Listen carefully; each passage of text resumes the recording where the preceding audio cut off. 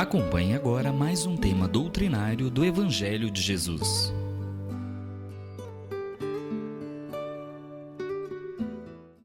Que a paz do Mestre Jesus continue nos envolvendo a todos, nesta noite em que mais uma vez nos é dado a oportunidade de estudarmos o Evangelho de Jesus à luz da doutrina espírita. E muito em especial, na noite de hoje, nós estamos dando início ao capítulo 1 do Evangelho, né?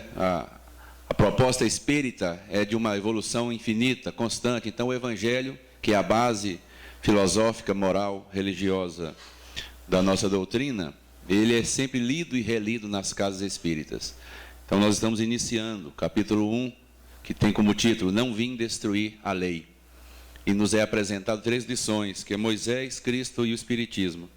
Na última semana, a Márcia falou aqui a respeito, aliás, o doutor, Cacildo, falou a respeito do tema Moisés. E nos cabe hoje falarmos sobre o Cristo. E na semana seguinte, será falado sobre o Espiritismo. Pois bem, primeiramente, nós devemos dizer que o Espiritismo nos ensina que Deus deu à humanidade 3 grandes revelações. A primeira delas foi exatamente Moisés, objeto da reunião da última semana. Moisés representando o início de uma caminhada espiritual, onde já se podia trabalhar com a ideia de um Deus único. Essa foi a primeira e maior contribuição que Moisés deu para a nossa forma de ver a religião ou a religiosidade nos dias atuais. Então Moisés é contemporâneo de uma época em que o que mais existia era o politeísmo. Era a crença em mais de um Deus, vários deuses para várias situações, para várias paixões humanas. O ser humano, ele criava deuses à sua necessidade, de acordo com a sua conveniência. Um Deus que justificasse suas próprias fraquezas, os seus próprios defeitos. Um Deus que pudesse compadecer com a vaidade, com a luxúria, com o álcool, com a guerra, com o ódio e por aí vai. Então Moisés deu esse grande passo, porque ele nos apresentou o Deus único, o Deus Salvador, e inaugura uma nova etapa do monoteísmo, um Deus só, ao invés de deuses, um só Deus. Essa é uma herança que nós temos do povo hebreu, através da liderança de Moisés. Então a primeira grande revelação, não há deuses, conforme disseram os romanos, os gregos em suas mitologias, há um único Deus. Essa, então, é a primeira grande revelação de Deus para a humanidade. O Cristo vem como a segunda grande revelação de Deus para a humanidade, que é o tema que nós vamos abordar hoje, fazendo essa parte aqui introdutória. Então, qual foi a grande revelação do Cristo? Moisés disse, há um Deus apenas. Foi um progresso, foi um passo muito grande. Mas o Deus de Moisés tinha muito ainda, embora fosse único, e tinha muito dos deuses das mitologias. Era um Deus vingativo, um Deus cheio de ódio, um Deus cheio de fraquezas e cheio de paixões. Ele até poderia ter um infinito poder, como tem o Deus que nós concebemos hoje, mas ele não tinha a infinita bondade, a infinita compreensão. Então era um Deus assim, cioso, vingativo, terrível, embora fosse único. Mas como eu disse, o Espiritismo é uma ciência, uma filosofia, uma religião de progresso, de evolução. Então não foi dado a Moisés resolver tudo de uma única vez. É preciso que ele plantasse uma semente e que alguém desse continuidade a essa semeadura. E foi exatamente o que fez Jesus. Porque Jesus veio e falou, realmente, há apenas um Deus. Não há deuses, há apenas um Deus. Mas ele apresentou um Deus que ensinava o que o Deus de Moisés não ensinava. Porque o Deus de Moisés ainda incorporou a lei de talião, do olho por olho e dente por dente. O Deus do Cristo é um Deus de amor, de perdão, de renúncia. É um Deus só e é um Deus que diz, se você deve caminhar 1000 passos, quando alguém te obrigar a caminhar 1000, caminhe outros 1000, 2000. Quando alguém vos pedir o manto, dê também a capa, não resistais ao mal. Se alguém vos bater numa face, oferecei a outra. Orai por aqueles que vos perseguem e vos caluniam. Foram frases de Jesus a respeito de Deus. Então era um Deus único, mas um Deus totalmente novo, tão novo, que custou ao próprio Cristo, entre aspas, a sua vida, Eu digo entre aspas, porque a vida de Jesus ia muito além daquele corpo que aparentemente ele tinha. Enfim, não cabe aqui discutir sobre isso. Então, ele é a grande revelação, a segunda grande revelação, o Deus de amor. E como o Espiritismo, mais uma vez digo, é uma doutrina, uma filosofia, uma religião evolucionista, com o passar dos tempos veio a terceira revelação, que é o Espiritismo, que uma revelação complementa a outra e não desmente a outra. Jesus disse: eu não vim destruir a lei, eu vim fazer com que a lei seja cumprida, porque perguntaram isso a ele uma vez, se ele veio para destruir a lei, para modificar a lei. E a pergunta tinha uma maldade velada muito grande, porque o que se pretendia é que ele dissesse: vim destruir a lei. As pessoas iam odiá-lo de pronto, né? Aqueles adeptos da letra, lá, aqueles que cultuavam lá as escrituras do Velho Testamento, dos grandes profetas, o Sinédrio. Bastava ele dizer: sim, eu vim destruir a lei, que ele seria imediatamente punido. Se ele dissesse: não, eu não vim destruir a lei, poderiam dizer: então não tem novidade. O que os profetas já disseram, o que Moisés já disse, você vai dizer de novo? Então não interessa. Que vantagem tem nesse grande líder que não diz nada de novo? Mas Jesus conhecia a maldade do coração dos homens, como conhece até hoje. Ele disse: eu não vim destruir a lei, vim fazê-la ser cumprida. Quer dizer, ele deu a mensagem dele: tem lei, mas não estão cumprindo. Eu vim interpretar de uma forma mais branda. É como se ele dissesse isso. E o Espiritismo, ao seu tempo, no momento oportuno, veio ser a terceira grande revelação de Deus aos homens, confirmando o Deus único, confirmando o Deus de amor e descortinando para a humanidade uma nova era, que é a era do Espírito, falando sobre a reencarnação, onde a justiça do Deus único se faz mais presente, mais evidente, mais clara, e não há como se falar em justiça de Deus sem a reencarnação. Não que Jesus não tenha falado sobre ela, falou sim, mas nós sabemos que falou de forma muito oculta, muito velada, não poderia falar de forma mais aberta, porque as pessoas estavam despreparadas para compreender a sua mensagem. Foi preciso que ele falasse com alegorias, com símbolos, usando expressões sinônimas, expressões através das suas parábolas, para que as pessoas pudessem uns entender, outros ficarem em dúvida, enfim. Conta-nos Humberto de Campos, que quando Jesus esteve com Nicodemos, e que perguntou a ele o que ele deveria fazer para nascer de novo, para alcançar o reino dos céus, e Jesus falou que ele deveria nascer de novo. E eles: mas como? Eu vou fazer criança e voltar para a barriga da minha mãe? Será isso possível? Não é? Então, na verdade, Jesus não disse muita coisa para Nicodemos, porque Nicodemos era um homem culto para a sua época, era um membro do Sinédrio, uma espécie de Senado com o Supremo Tribunal Federal, tudo junto.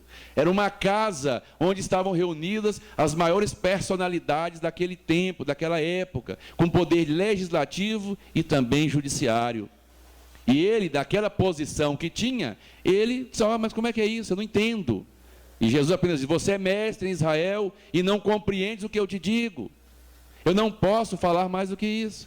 Se você não entende as coisas da matéria, as coisas do mundo, quem dirá as coisas de meu Pai, as coisas do céu? E se cala e não vai além. Humberto de Campos nos conta que Jesus, ao final, isso não está na Bíblia, isso está na literatura espírita, não é? É em um dos livros de Humberto de Campos, salvo engano, Boa Nova, não tenho certeza. Reportagem ali em túmulo, depois ele posso até confirmar. São muitas as obras de Humberto de Campos.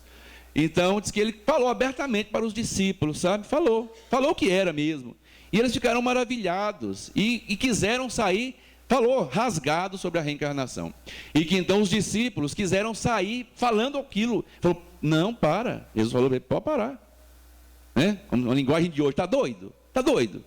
Você não percebe que daqui saiu um doutor da lei, um membro do Sinédrio, escandalizado, ficou por entender? Eu não posso falar isso para o povão, para a turba ignorante. Eles não vão entender. Não posso. Não é momento. E ele disse, né, quando esteve com seus discípulos, prevendo o seu sofrimento: não vos deixarei órfãos. Vos enviarei o Consolador prometido, aquele que falará em meu nome, que dirá tudo o que vos tenho dito e muito mais, que não vos digo agora, porque não estáis aptos, prontos para entender. Ele profetiza. Jesus profetiza o Espiritismo, que no tempo certo veio, quando a humanidade tinha o mínimo de preparo para compreender. E depois disso, nós sabemos que houveram alguns seguidores sinceros do Cristo. Assim que ele foi crucificado, que ele ressuscitou, enfim, que ele foi desse mundo material que é a terra, houveram alguns seguidores fiéis que morreram pela palavra de Jesus, que deram o testemunho máximo que poderiam dar, doando as suas vidas físicas em nome do Cristo Consolador, do prometido, do esperado, né, de todos os tempos.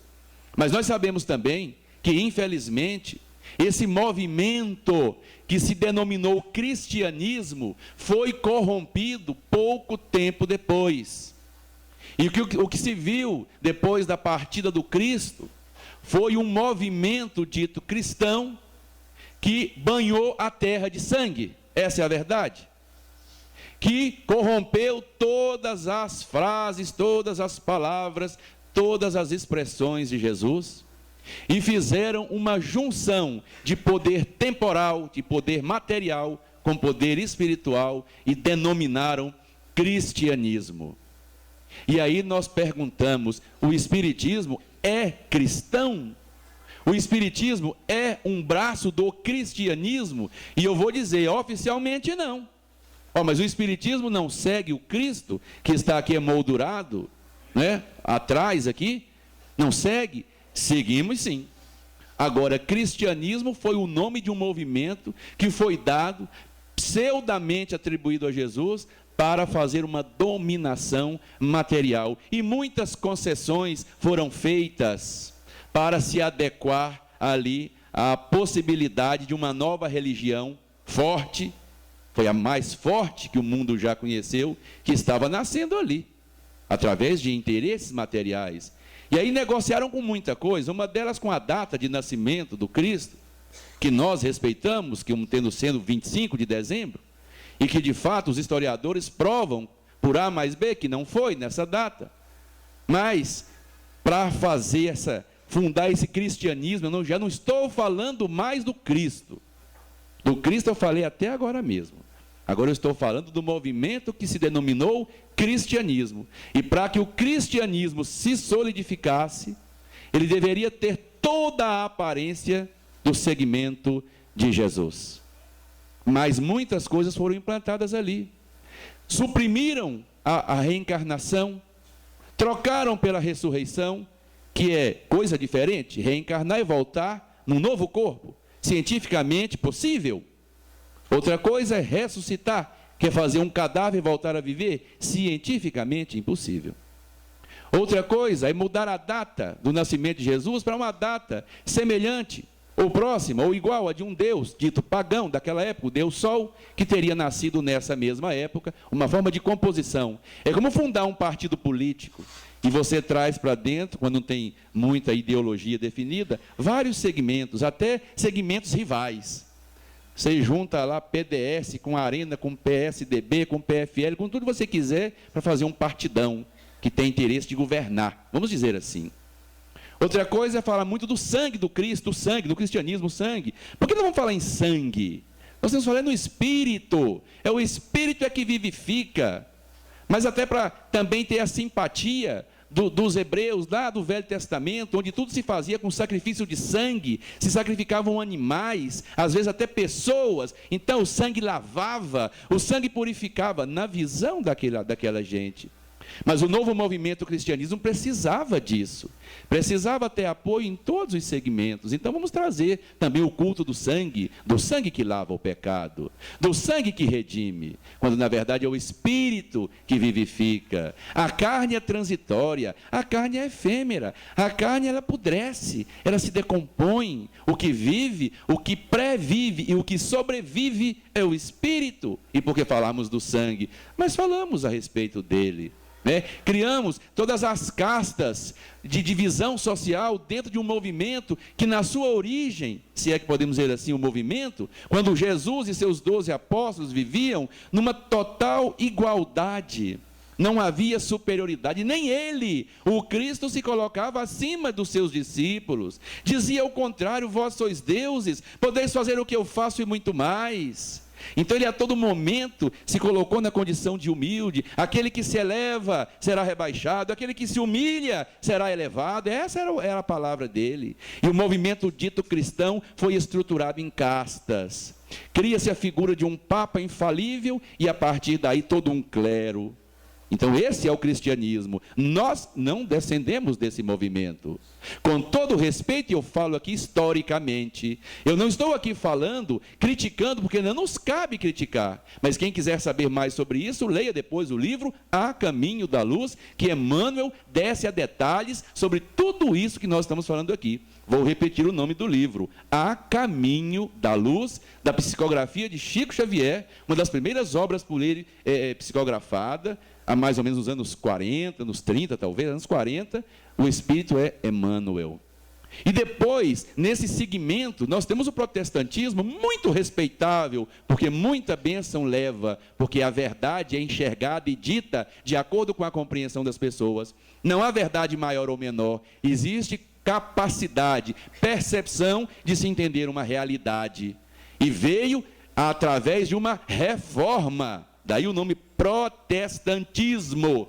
Exatamente porque alguns padres, não satisfeitos com esse cristianismo oficial, começaram a protestar, ir contra aquela ideia dominante, aquela ideia oficial, e sobretudo quando a igreja chega no ápice da dominação material e vende lotes no céu, as chamadas indulgências plenárias. Resumidamente, eu pagava um valor e comprava um lote no céu. E ganhava um documento com selo, carimbado, registrado, autenticado. Quando morresse, eu exibiria de alguma forma esse documento no céu e entraria lá. E muita gente comprou. E certamente que não foram os pobres que compraram, porque os pobres em todas as épocas não tinham dinheiro para isso. Foram os ricos que acreditavam nisso, que imaginavam estar comprando uma vaga no céu. E isso foi a gota d'água para que Martim Lutero, João Hus, Calvino e tantos outros se insurgissem contra essa ideia. E disse, não, a salvação é alcançada pela fé. Todo mundo tem que ler a Bíblia, todo mundo tem que ler as Escrituras. Daí porque o evangélico, mesmo que ele seja analfabeto, ele tem uma Bíblia dele, pessoal. Nem que ele não saiba ler, ele tem. Diferente do que a igreja pregava, só o padre lê a Bíblia em latim de costa para o povo, é para não entender mesmo. Então vem o protestantismo e muda isso. Todo mundo tem que ler, todo mundo tem que entender, é a sua fé que te salva. Já foi um progresso. Olha, o espiritismo é uma religião de progresso. Mas o espiritismo veio e fecha esse ciclo e tira todo o interesse de estrutura material que as demais religiões têm e cria um novo sistema, uma nova forma de ver o mundo, sem dominação, sem interesse material, sem casta, sem nada. Sem nenhum outro interesse que não o bem, o progresso, e nos apresenta o Cristo novamente. O Cristo primitivo. O que é o Cristo primitivo? É aquele Jesus lá do Novo Testamento, que não fundou religião nenhuma, que não fundou cristianismo coisa nenhuma. E o espiritismo, então, não é cristão? Se eu for usar o termo cristianismo, que eu vou pesquisar nas enciclopédias, que eu vou pesquisar em todos os historiadores, eu vou dizer que nós não temos nada a ver com esse movimento chamado cristianismo. Então, nós somos o quê? Se Kardec deu um nome novo para algo novo, o nome espiritismo foi criado, é um neologismo, uma palavra nova, criada por Kardec, exatamente para não confundir.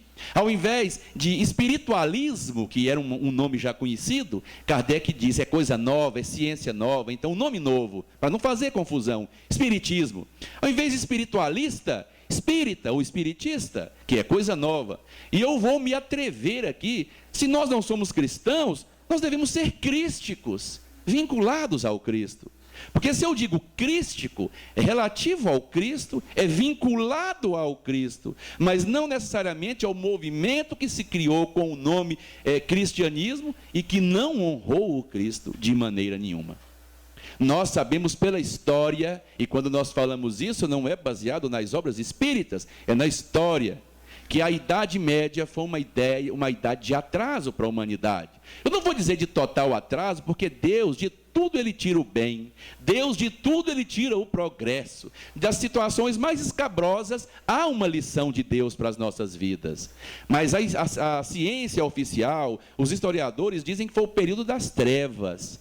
né? A Idade Média, que nós temos a Idade Antiga, que vai desde o descobrimento, a pré-história, né? Desde o surgimento do homem até o descobrimento da escrita, algo em torno de 4.000 anos antes de Cristo, desse momento até 473, não estou enganado, com a queda do Império Romano, nós temos a Idade Antiga, e a partir da queda do Império Romano, 473 depois de Cristo, nós começamos a chamar de Idade Média, que vai mais ou menos até 1400, 1500, a história se divide em relação a isso.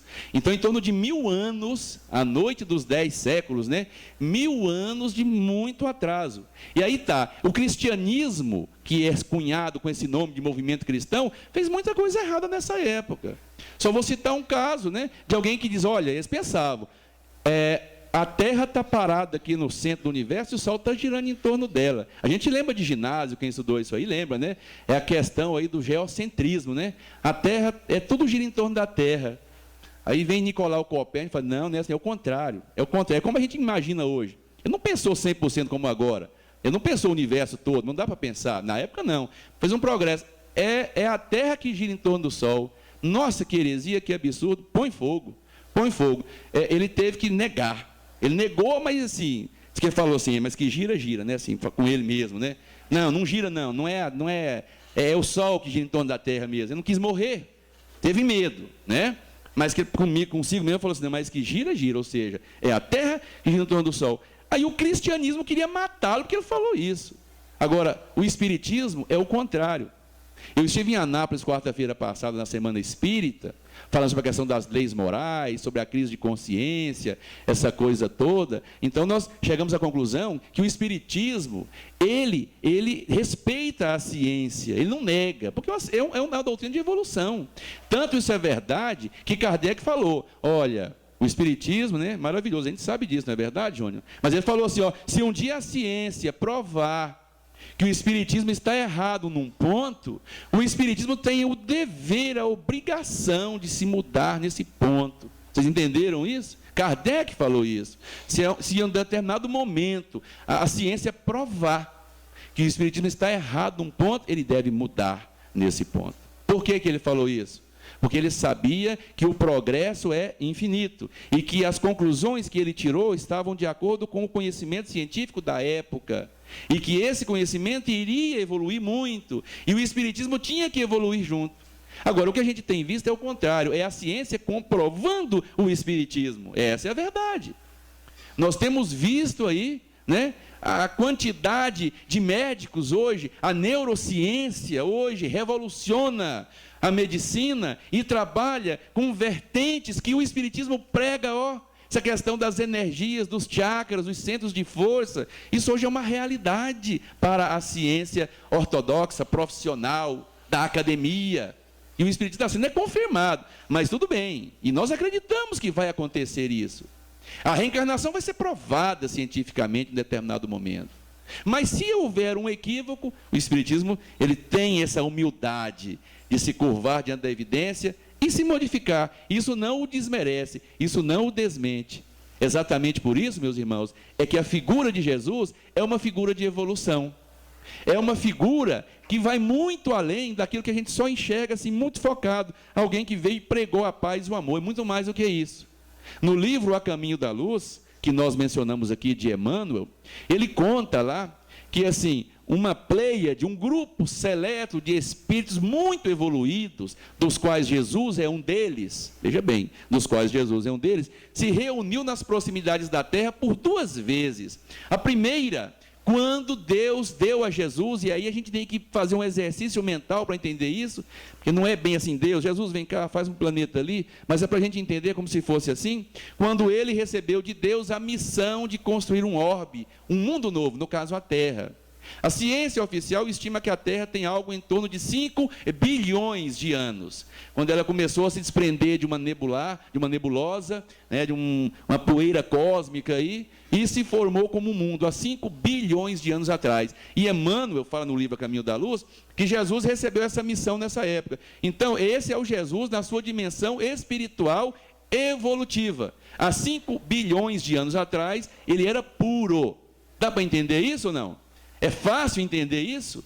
O que é 5 bilhões? A nossa vida miserável aqui. Você vive 100 anos, fala, nossa, mas viveu muito. 100 anos.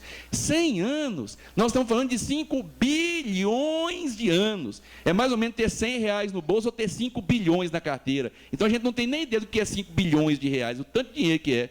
Então 5 bilhões de anos é a idade da Terra. E Jesus já era um espírito capaz de formar um mundo nessa época. Esse é o Cristo. Olha só, e ele não foi graduado naquele momento, ele já era.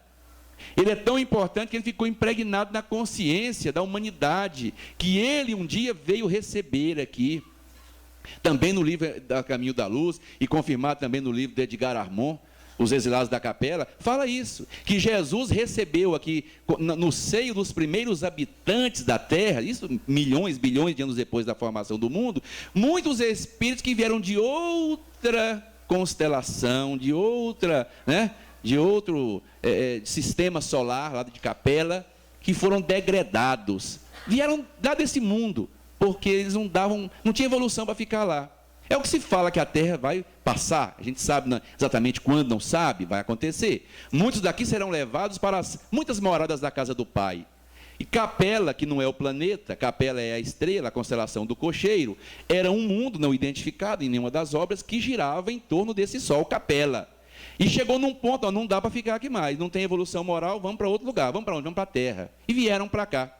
E conta-nos a literatura espírita que quem os recebeu numa enorme assembleia, sem quantificar a quantidade de espíritos, foi o próprio Jesus. Recebeu essas pessoas, esses espíritos, todos no estado espiritual, e disse a eles que eles teriam um grande papel a desempenhar na Terra, porque se não tiveram moral para ficar onde estavam, tinha intelecto suficiente para ajudar o povo da Terra, os primitivos da Terra, a progredirem. Eu não vou além porque o tempo não permite. Leiam esses 2 livros, Os Exilados da Capela, Edgar Armand, e A Caminho da Luz, de Emmanuel, que ele fala exatamente sobre isso, e veja quem esse povo que veio de lá se tornou, os 4 grandes povos que eles formaram na Terra. Então Jesus ficou na mente desse povo e falou, olha, vocês vão voltar. Se vocês trabalharem bem, vocês voltam para o mundo de vocês. Não precisa ficar aqui. E segundo Emmanuel conta, a maioria, inclusive, já retornou. Então é esse o Jesus que nós estamos vendo aqui. Jesus para o espírita é um irmão. Jesus para o espírita é um espírito de luz. Não é o primeiro, não é o último, não é o único, mas é o maior que nós já podemos conhecer. É o mais importante em termos de valor moral, espiritual, de evolução, que a nossa limitada condição humana permite compreender.